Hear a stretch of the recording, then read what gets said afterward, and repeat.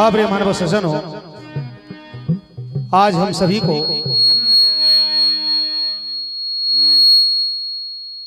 इस पावन धरा पर माँ के नवरात्रि प्रारंभ है और हम सभी को प्रभु गुणगान करने का मौका मिला है नाम और इनाम के माध्यम से।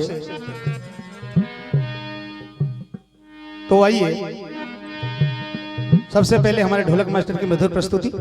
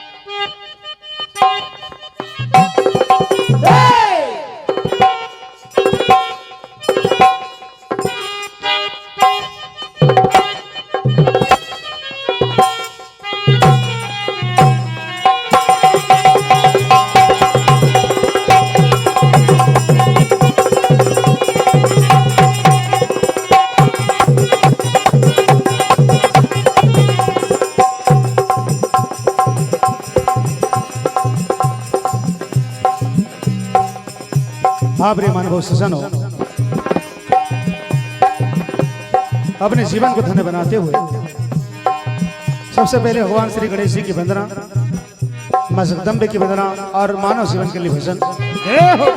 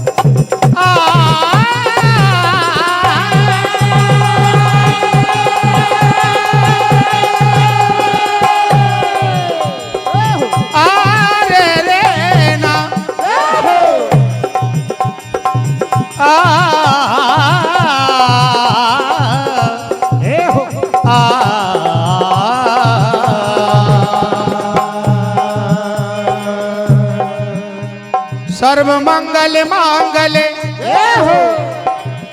शिवे सर्वार्थ साधिके शरण त्र्यंबके गौरी नारायणी नमोस्तुते।